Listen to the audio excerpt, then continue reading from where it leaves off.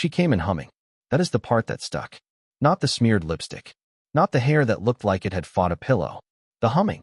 Like she had just left a day's spa, not a bar, or a man's apartment, or wherever she had spent the last 8 hours. Do not ask, she giggled. Not drunk. Maybe a little buzzed. Mostly proud of herself.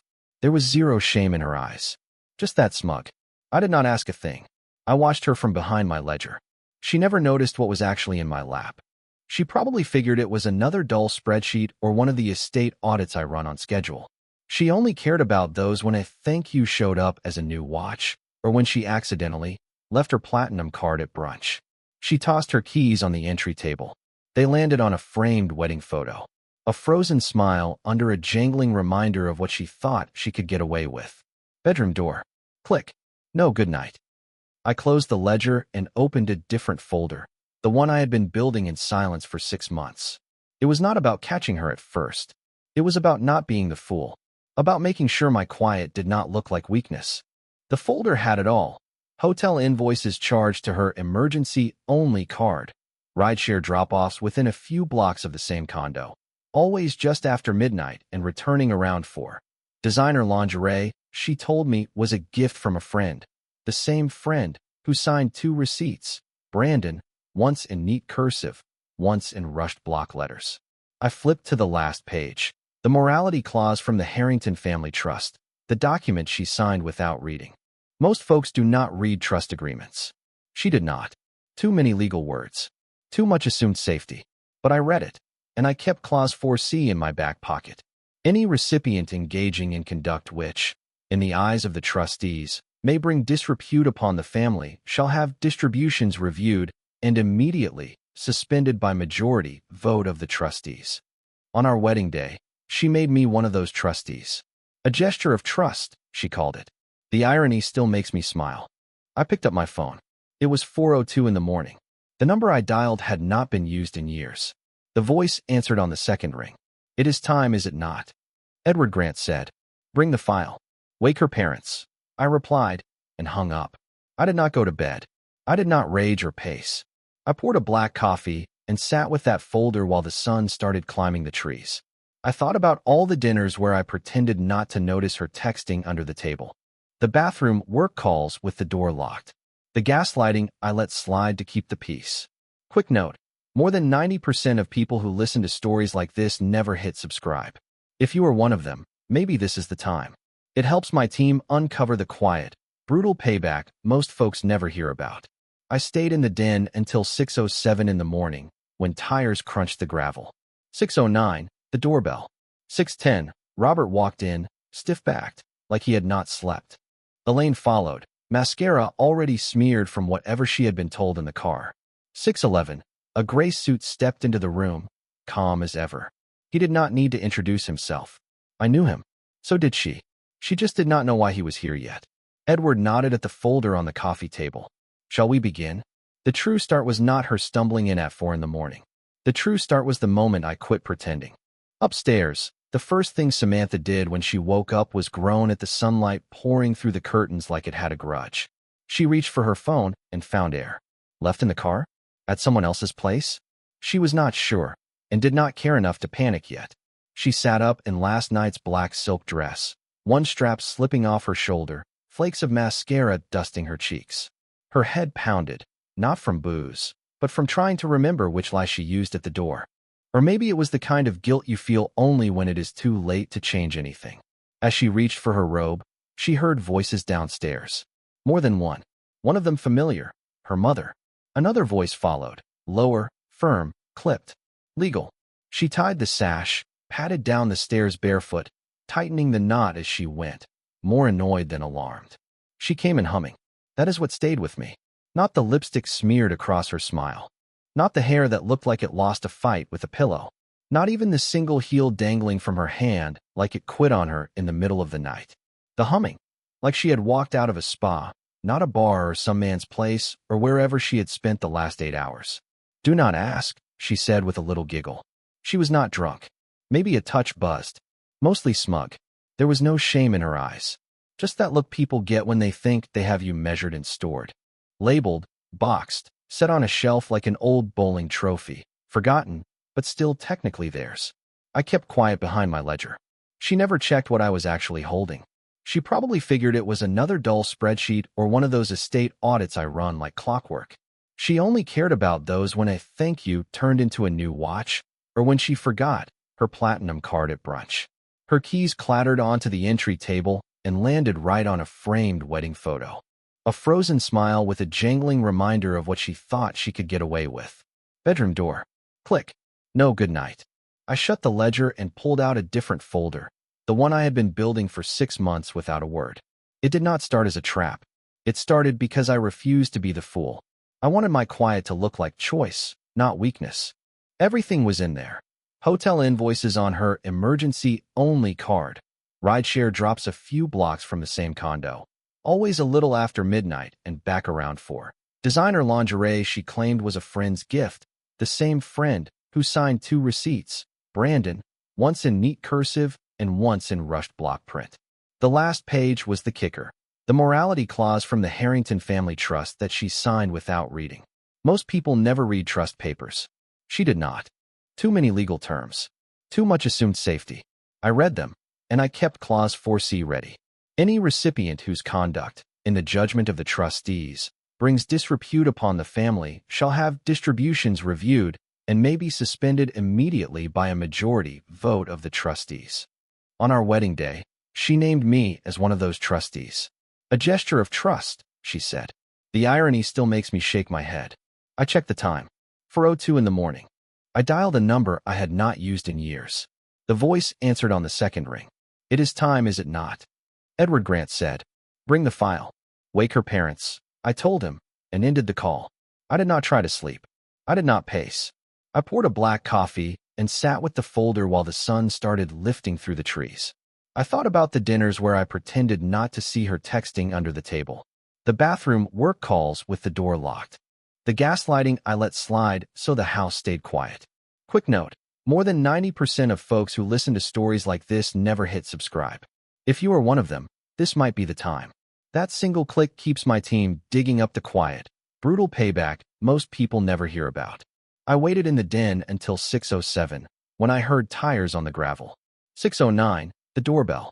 6:10, Robert walked in, stiff and sleepless. Elaine followed with mascara already smudged from whatever she had cried about in the car. 6:11, the gray suit stepped in, calm as always. He did not need an introduction. I knew him. So did she, though she did not yet know why he was here. Edward looked at the folder on the coffee table. Shall we begin? He asked. Truth is, the beginning was not her stumbling in at 4 in the morning. The beginning was when I stopped pretending I did not already know. Upstairs, the first thing Samantha did when she woke was groan at the sunlight cutting through the curtains like it had a personal issue with her. She grabbed for her phone and came up empty. Left in the car? At someone else's place? She could not remember, and did not panic yet. She pushed herself up in last night's black silk dress, one strap fallen, mascara dusted beneath her eyes. Her head hurt, not from liquor, but from trying to track which lie she used when she came through the door. Or maybe it was guilt, the kind that shows up only when it is too late to fix anything. Then she heard voices downstairs. More than one. One sounded like her mother. Another voice answered. Lower, steady, clipped. Legal. She tied her robe and went down barefoot, tightening the sash as she moved, irritated more than worried. By page 7, she snapped the folder shut like it had scorched her hands. This is insane, she hissed. You went through my private. Your financial records are reviewed every quarter, I said, steady. And you used a trust-issued card for those little trips. That makes it family business, not just mine. She swung to her father. You are taking his side. Robert did not blink. I am taking the side of the documents. You signed them. You lived under them. You broke them. Her voice cracked. But I am your daughter. He said nothing. She turned to Elaine. Mom, please. Elaine made a hollow sound. Half breath, half ache. Still no eye contact. The oxygen left the room. Samantha said, trying to laugh. You are trying to destroy me. Over what? A few photos? Some texts? This is not a crime. No. Edward said, calm as a judge. It is worse. It is negligence of legacy and duty. For generations built this name and these resources. You used that access like a teenager swiping her father's card. I kept my voice low but sharp. You did not just cheat on me, Sam. You cheated on everything your name stands for, on the people who vouched for you. You thought it was only me paying attention. The whole structure was. And it has teeth. She shot to her feet. The chair screeched across the hardwood. I will not be humiliated like this. Edward tilted his head. Then perhaps you should have chosen a different armchair for your humiliations. That one cut. The chair she loved had been her little throne. Now it was Exhibit A. She staggered a step, looking for a corner of her own house that did not already feel seized. You have no idea what I gave up to make this marriage work, she barked, eyes glassy. You think I am the villain? You have no idea what it is like to be with someone like you. I did not react. That calm was not apathy. It was control. The same control it took to spend 6 months gathering records instead of arguing over dinner. The kind of control that scares more than shouting ever will. Edward reached into his briefcase and set a slim sealed envelope on the table. Formal notice, he said. Per your father's directive, your access to trust funds is under immediate review. Pending outcome, all discretionary distributions are frozen. He tapped the seal. Signed by 2 trustees already. One more vote enacts it. She stared at it and just breathed, shallow and uneven. Take your time, Edward said. We will wait. The envelope did not shout. White paper, blue seal, her name printed with bureaucratic elegance. In the silence, it was deafening. Edward adjusted his glasses and tapped the portfolio. Shall we continue? I have not agreed to anything, she snapped, still standing. You did, I said, when you said I do. That hit. She blinked. Excuse me? Edward turned a dog-eared page and slid the binder toward her. Our marriage contract, signed by both of us, countersigned by 2 attorneys, Robert's name on the witness line, her initials next to paragraph 7. Edward tapped twice. Section D, subparagraph 3. Her lips moved as she read. In the event either party becomes aware of behavior by a named beneficiary that may be construed as financial impropriety or conduct damaging to the public image of the family trust, said party shall be granted secondary oversight powers under direction of the senior trustees, with full investigatory and disciplinary authority. She laughed hard. This is fake. It is notarized, Edward replied, flat. Filed, witnessed, enforceable. I never saw this. You initialed it. I do not remember. Edward did not blink. That is common. Beneficiaries who assume invincibility tend to skim. She faced her father, eyes narrowed. You let this happen? He gave her the look he reserves for the market page, detached and disappointed. I insisted on it. After what happened with your cousin Andrew. That was different, she shouted. He tried to start a nightclub in Tulum with trust money. Robert shrugged. And you are spending 5 figures at boutique hotels in the city with a man named Brandon who does not have a last name on any receipt. Explain how this is different. She turned to Elaine, desperate now. You knew? Elaine's voice was barely there. He warned us. We did not want to believe him. Not at first. That pause, not at first, cut her like glass. She realized I had already come to them. Maybe months ago, maybe before the first hotel charge hit. And they did not believe me until now. You are all taking his side? She asked, voice shaking. Him. We are not taking sides, Elaine said, wiping her eyes. We are protecting what is left. What is left? Like she had already burned the rest. I thought you trusted me, she muttered. We trusted your judgment, Robert said. You have made it hard to keep doing that. Edward spoke again. As of this morning, your husband's discretionary authority has been expanded.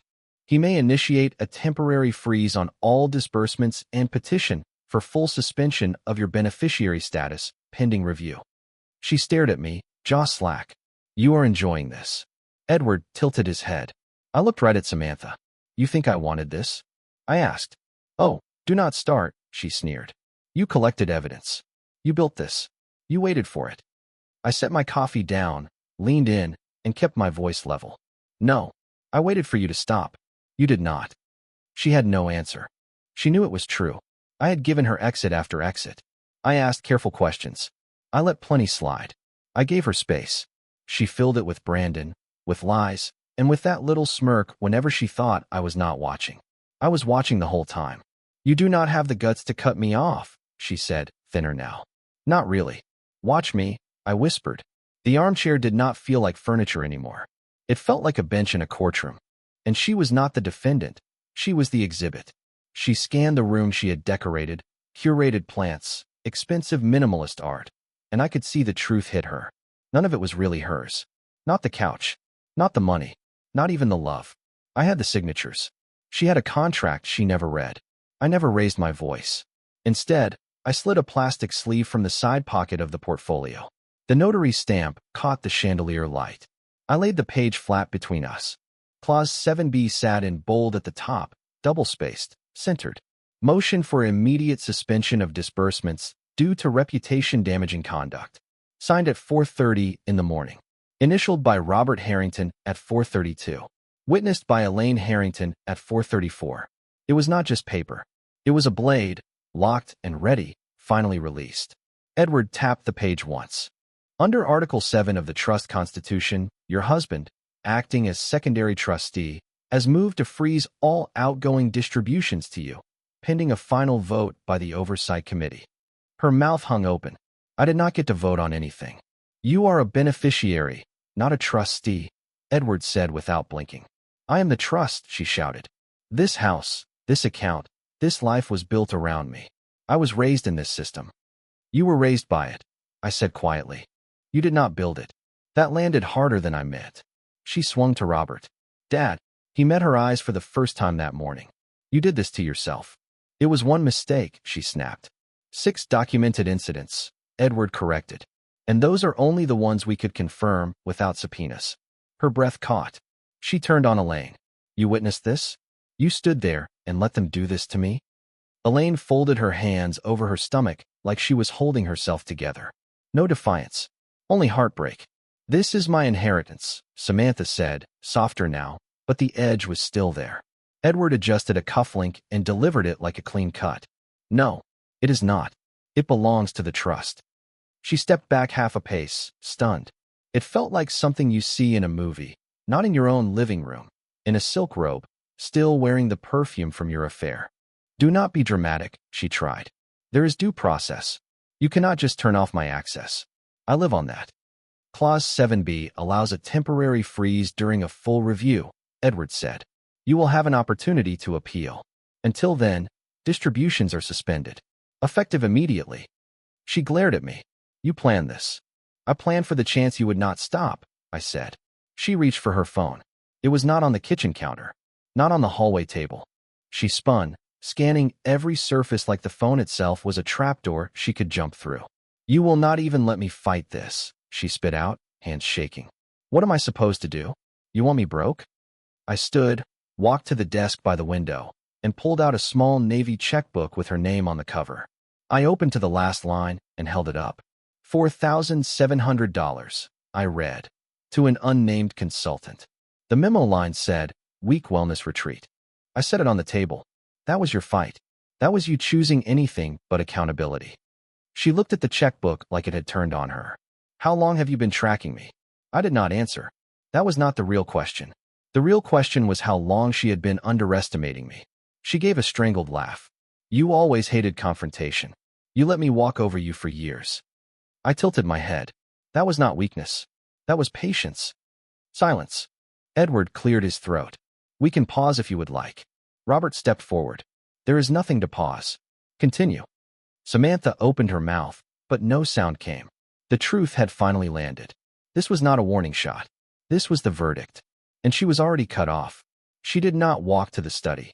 She stormed there, silk whipping behind her like a cape on someone still pretending she had the upper hand. She would not look at anyone. Not her mother. Not her father. Not Edward in the armchair, calm as ever with his notes. And definitely not me, still seated like a man watching the last scene of a play he has been rewriting for half a year. The study door hit the frame so hard it rattled. She slammed it shut and went straight to the laptop. It sat where she left it the night before, lid half open and already on the charger. She threw it open, hammered the keys, breath short and sharp. Every keystroke cracked the quiet like a nail gun. First stop was the personal account, what she used to call her independence fund. I had funded it every month. $15,000 here. A little more for therapy, art classes, or self-care, depending on which excuse was in style that week. Balance, $0. Available, $0. She froze. Refresh. Same result. Next tab. The joint account she liked to use when she needed to look engaged. Friends' charity checks, family gifts, anything public-facing. The balance still showed, but a banner she had never seen sat next to it. Transaction privileges suspended. Trustee oversight engaged. Transfer funds. Access denied. Again. Access denied. Again. Access denied. What? She said out loud, louder each click, as pop-up after pop-up told her the same thing. She reached for her phone, then remembered it was missing.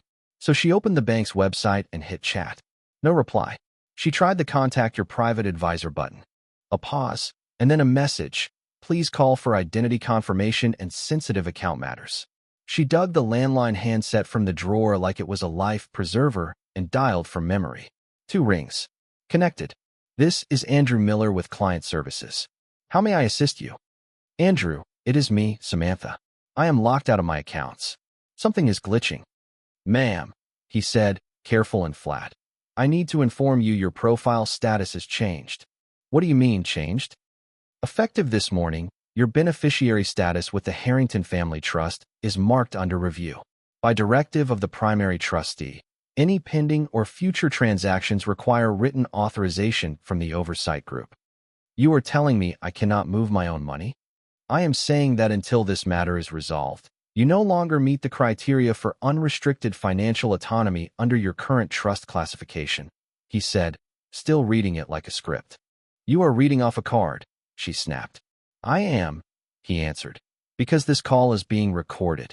Her mouth went dry. Andrew, we have known each other for 6 years. You helped me set up my Paris portfolio. You told me which premium cards were not worth it. This is me. Fix it. A beat. Then softer, like he wished he could help. The directive came at 5:11 this morning. Your husband's name is on the letterhead, signed and countersigned. My hands are tied.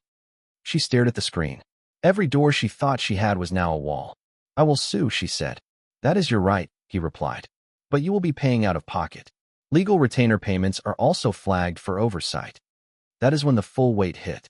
This was not embarrassment. It was exile. Every financial artery had been clamped. Not punishment, containment. Fiscal quarantine. She did not say goodbye. She hung up and stared at the laptop.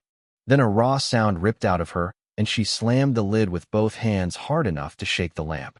For years she called me too boring to cheat and too polite to leave. A gentleman, like it meant naive. Only now did she see what I had been all along, the architect. While she played dress-up with a double life, I drafted the blueprint for the collapse. The scaffolding was gone. Only the fall remained. She did not change clothes. Her hands shook too much to bother. The thought of jeans or fresh lipstick made her sick. She grabbed the keys with a jerky swing and knocked over the vase beside them. White lilies, her favorite, the ones I brought home 2 days earlier. She did not stop to pick them up. The drive went by in a blur. At a red light, her knuckles went white on the wheel. In the mirror, she caught her own face, puffy eyes, a crooked mouth. Last night's eyeliner, now a smeared stripe. Hair a mess. I had called Rachel Carter the night before and told her to expect a visit. I said Samantha might show up scared, angry, or both. Later, Rachel told me exactly how it went. Samantha did not text ahead. She drove straight over and hit the door with 3 quick knocks, then 2 more. Rachel opened it in a soft sweatshirt and leggings, barefoot, a coffee mug in her hand. Her hair was damp from a shower. No makeup. Calm. They are trying to erase me, Samantha blurted. I am cut off, Rachel. My own family took his side. The trust lawyer sat in my chair and froze my accounts. My parents signed it. He just sat there sipping coffee like I am a criminal. Rachel did not wave her in. She leaned on the doorframe and let Samantha finish. When the rush of words ran out, she said, He called me. What? Samantha blinked. He called before all this started, Rachel said. He told me to expect you. He said you might be scared, or furious, or both. Then he showed me the documents, charges, transfers, hotels, messages, dated and cross-referenced. He did not spin anything. He just showed me you. You let him dump all that on you without asking me first. Samantha snapped. I did not need to, Rachel said. I already knew something was off. You told me you were going to Jessica's vineyard. Then you posted a photo of Brandon's dog on your private story. You said you were done, that it was only fun. But it kept going. The lies. The cover stories. You laughed about it. So you are taking his side now. I am taking the side of the truth, Rachel said, stepping onto the porch. You are my best friend, and you used that friendship to make yourself feel better while you cheated on a man who was still protecting your name, when you were not. The words hit harder because she said them plain, no venom, no drama. You think I am evil? Samantha shot back. You think I am the first woman to mess up her marriage? To need space? To want more than a man who tracks receipts for a living? No, Rachel said quietly. I think you are the first woman I know who managed to betray everyone in her life and still walked around like the victim. Silence. Samantha opened her mouth, then closed it. He poisoned you, she tried. No, Sam, Rachel whispered. You did. The door closed soft. No slam. Just a click. Samantha sat in her car for 10 full minutes with the engine running, fingers locked on the wheel until her knuckles hurt. The street looked colder, narrower. The houses stared back. Her phone was still missing. It did not matter. No one was calling. Rachel had shut the door. Her mother was not responding. Her father had sent a one-line reply to her frantic email. Decisions have consequences. No greeting. No signature. Just that. By the time she pulled into our driveway, the porch lights were already on. I always turn them on at dusk. Houses should feel lived in. Tonight it felt like a courtroom with wallpaper. Her heels clicked up the path like steps in a mausoleum. She came in quietly, maybe expecting silence. Instead there was soft jazz, Coltrane, my favorite. She followed the sound into the dining room and stopped. The table was set for two. White linen napkins. Candles. The good wine glasses. Her chair was pulled out a little, waiting. I stood at the head of the table in a navy button-down and slacks. I poured wine into a single glass. Just one? She asked from the doorway, hesitant. Yes, I said. Just one. Suspicious, she said at the doorway. What is this? She asked. I figured you would want one last dinner, I said. She stared at me. I nodded toward her chair. You are welcome to sit. This is insane, she muttered, but she sat anyway. Silver cloches covered both plates like we were at a private tasting. For a second I could see her try to pretend the day had not happened. The gray suit was a dream. Rachel had not shut the door. Her accounts were still flush, and Brandon was still a secret. Then she noticed the envelope beside her plate. Not big, not threatening. A single card half slipped out. She did not touch it. I sat across from her, hands folded. She whispered, I do not understand. Why are you doing this? I was never your backup plan, I said. I was the foundation. You just forgot. Her mouth fell open. You built your life on something steady, me? I said. Then you started calling steady boring and safe. You wanted heat and motion, so you climbed on the roof and danced. You never checked for cracks. I did not mean for it to go this far, she said. I did not think. You did not, I said. The candle flame jittered between us. She reached for wine and realized there was only one glass. I had not poured her any. You will not even toast me, she tried to joke. It came out thin. I did not answer. I messed up. Fine. I messed up, she said. But freezing my accounts and turning my parents against me. This is not justice. It is cruel. You want to talk about cruel? I asked steady. Cruel is watching someone smile while they kick holes in the structure you have held up for years. Cruel is gaslighting the only person who stayed. Cruel is rewriting betrayal as empowerment. This cannot be permanent, she said. They will undo it. They will not, I said softly. They finally looked. The receipts. The timestamps. The pattern. They are not blind anymore. She picked up the card at last. It was her monthly allocation, the freedom fund her father used to joke about. The number read 0. No decimals. No notes. Just 0. I will fight this, she whispered. I know, I said. She swallowed. Please, talk to me like my husband. Not like a trustee. Not like a lawyer. I leaned in a little. You had a husband, I said. And you spent 2 years trying to replace him with a distraction who could not even spell your name right on hotel forms. That one cut. The card slipped from her fingers, spun once, and landed face up. I thought you would always forgive me, she breathed. I stood, picked up my glass, and left the room. No speeches. Just Coltrane trailing behind me from the speakers like a ghost. I did not see what she did with the food. Later, from what she told Rachel and what I saw when I came back, she did not sleep. She sat by the window in that same silk robe, knees tucked up, a throw blanket around her shoulders like it could block consequences sneaking in under the door frames. The house was so quiet, even the refrigerator hum sounded like a verdict. The driveway stayed empty. I did not return that night. At 6:47 in the morning, a white sedan eased to the curb. I know the time because the courier service sent the photo with the timestamp. A man in a crisp uniform walked up, set an envelope on the doormat, snapped the proof, and left. No knock. She knew what it was before she opened it.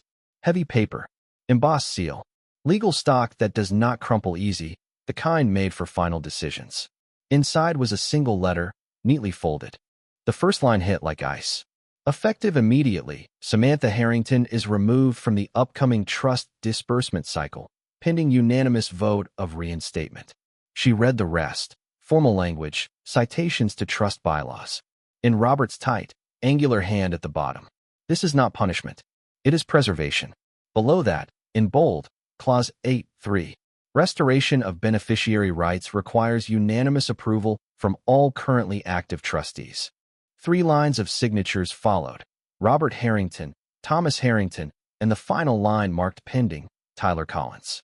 When that word, unanimous, registered, she made a sound I will never forget, even though I heard it only described later. Not a scream, not a sob.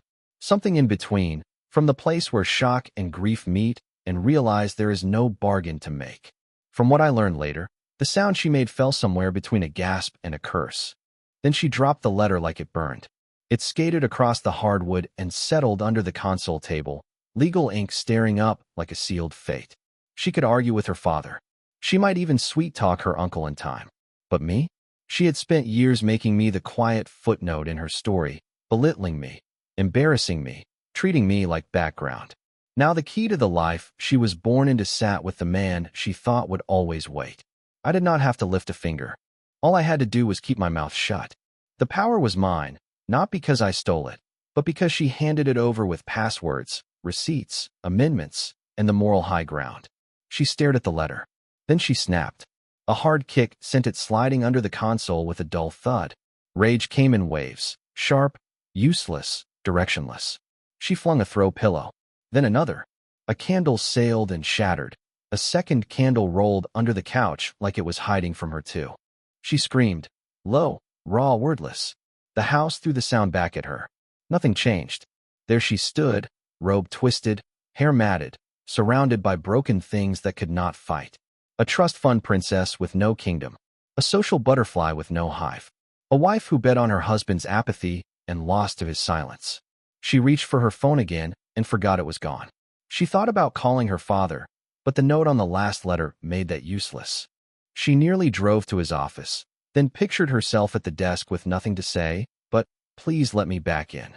She understood now. This was not a warning shot. This was the lock. The vault door had sealed, and the only person with the code was the one man she thought would never stop waiting. After sunset, the quiet changed. It went from heavy to surgical, clean, final. The kind of quiet that follows a verdict or a eulogy. She sat on the living room floor with her knees pulled in, surrounded by the small wreckage, shattered glass, couch cushions, the silk robe torn at one shoulder seam. She did not clean. She did not move. The letter still sat under the console exactly where she had kicked it, like a tantrum at a locked door. No one called. No one stopped by. There were no apologies, no rescues, no sudden turns. Only the gentle buzz of the refrigerator and, eventually, a phone. She had found it earlier wedged between the car seats, dead and dusty. She plugged it in without hope. At 7:02 in the evening the screen lit. One new message. No name. Only a link. Her hands were steadier now, more from exhaustion than calm. She tapped. The headline loaded. New foundation chair appointed. A quiet 4 steps forward. The photo was worse than the sentence. I stood beside Robert, both of us in suits, hands clasped. Robert smiled like I had not seen him smile in years. I did not grin. I did not look smug. I looked the same way I have always looked in boardrooms I never talked about, steady. She used to call me dependable, like a filing cabinet. Sturdy. Boring. Looking at that photo, she saw the truth. I had not taken anything from her. Not the money. Not the house. Not even a title. I had simply removed what she took for granted. I removed the net she treated like a runway. I removed the shelter she dismissed as dull. I removed myself from the equation she used to prove her own superiority. The article praised measured leadership, quiet diligence, and discretion during a hard transition. There was no mention of Samantha. Of course there was not. She was no longer part of that story. Edited out like an unneeded footnote.